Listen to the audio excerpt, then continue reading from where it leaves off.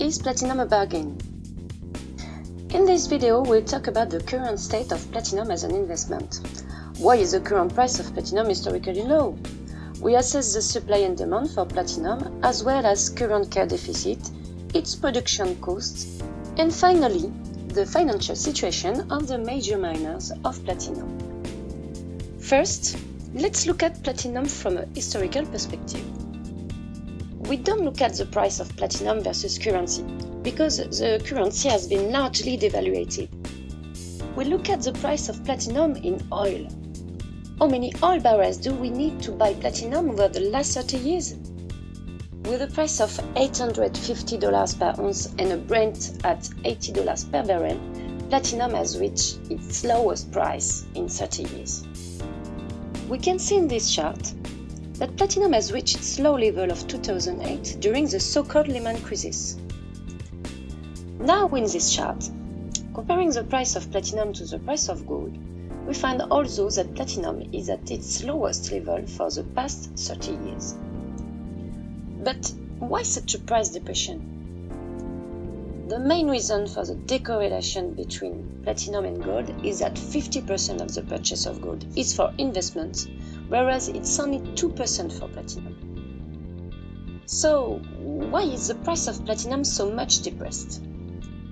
Does the current situation justify a price of platinum to be at its lowest for the past 30 years? To answer those questions, let's see the supply and demand situation.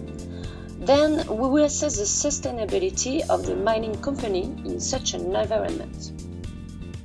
The first striking thing about supply and demand of platinum is the cumulative deficit in which the metal entered in 2014, mainly due to big strikes in South Africa around that year. Since then, the deficit has widened slowly. But let me explain what a widening deficit is. Deficit is the difference between the supply, including mining production and recycling, minus the demand, including industrial, jewelry, investment. So a widening deficit means that the production has decreased or the demand has increased. In 2017, the deficit has lowered significantly. It's interesting to note that it's not due to a decrease of automobile demand, but to a collapse of the investment demand. One may hear in the media and from analysts that due to environmental regulations, the production of vehicles using diesel engines will decrease and thus the demand for platinum. Indeed, platinum used for automotive is mainly on the catalysts of diesel engines. If the automotive market moves towards only gasoline engines, the demand for platinum would collapse. Yet, this is not what we are seeing. China has still an increase in its production of diesel cars and trucks. For its part, the investment demand for platinum has largely collapsed. The value of the deficit for the year 2017 can be explained only by the reduction of the investment demand. In 2018, the forecast is to have another big decrease of the investment demand, to reach almost zero. Why? This lack of interest for platinum is due to the fact that the metal is still subject to VAT in many countries where gold is not taxed at all. For example, most of European countries where VAT for gold is 0%, platinum is taxed from 7% to more than 20%, depending on countries.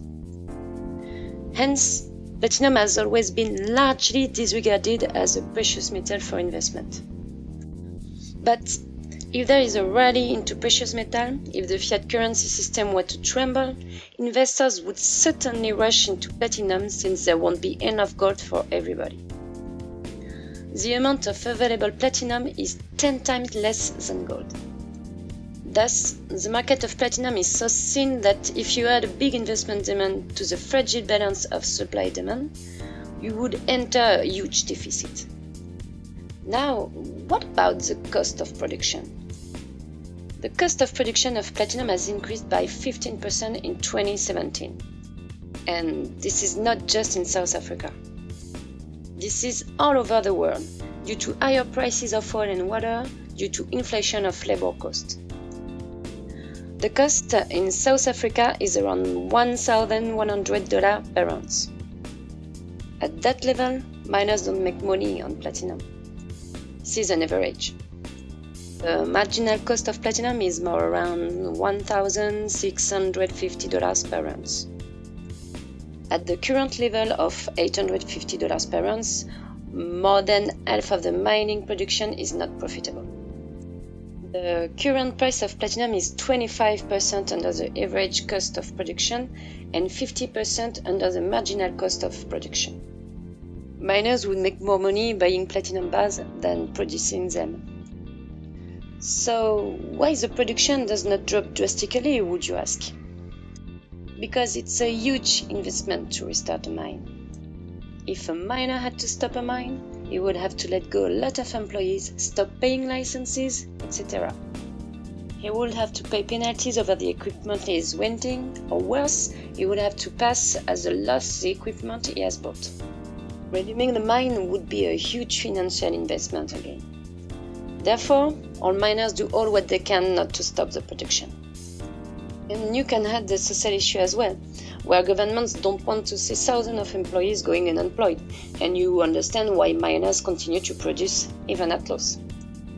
Even if the miners continue to produce, that decreases drastically the investments in new projects. Sooner or later, it will have an impact on the production of platinum. Moreover, if the demand were to increase, the supply would take years to catch up and restart again. And what about the miners? As you can see in this table, South Africa and Zimbabwe account for 78% of the world production. 3 big miners share this production: Anglo-American Platinum, Impala Platinum, and Lonmin plc. Impala has joint venture with a state company in Zimbabwe to mine the platinum there. All 3 miners are representative of South Africa and Zimbabwe. We will focus only on those 3 miners, who account for 74% of the world production. Understanding the 3 miners is understand the mining world of platinum. We notice that Anglo-American Platinum is the only one to have increased its production in 2017. If we look at it more closely, we realize that the increase is only a recover to the time before the big strikes of 2014. It's not due to new projects. Now, in this chart, we can see the result in billion of the 3 miners. ZAR is the currency of South Africa.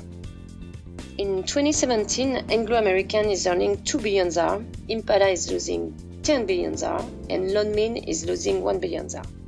We should note that Anglo-American Platinum is less exposed to platinum than the 2 others. It has a large production of palladium.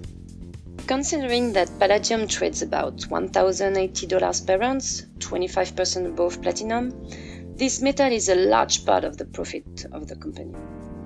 Unfortunately, we cannot allocate the profit to either metal, since mines are producing both. On the other hand, Lonmin and especially Impala are specialized in platinum production. It's also very interesting to note that the sum of the profit of all 3 companies has been negative for 6 years now, since 2012. Even if one or the other is making money on a specific year, the total of the 3 companies is losing money consistently. It has been 6 years that the sector destroys capital. How long more can it last? It's already longer than the usual cycle. Because miners don't want to close operations, they tend to support losses, waiting for the good days to come back. But in the past, this lasted 3 years max before either a rise of the commodity or a bankruptcy of the miner.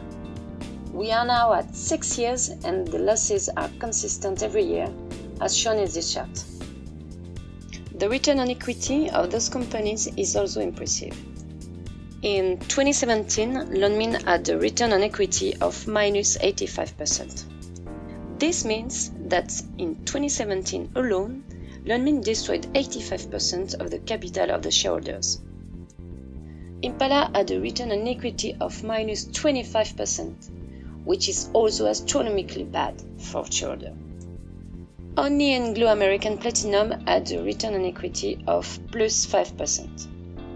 But remember that this company is not producing only platinum.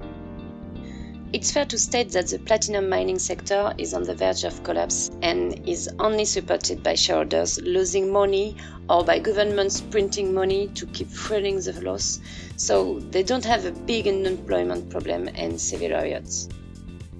So, to conclude this report, the price of platinum is at its lowest ever in 30 years. The metal is processed significantly under its production cost and many miners lose money.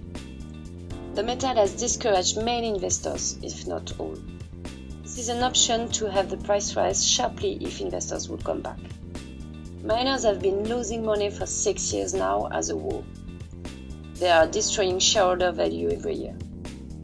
The supply and demand balance is so thin that if the production would fall or if investors would come back, the price of platinum would certainly go up. Additionally, with rising cost of production of 15% yearly, we hardly see how platinum could go any lower. Find this report on our website bunkergroup.com. Don't forget to subscribe to our YouTube channel. Thank you and see you soon.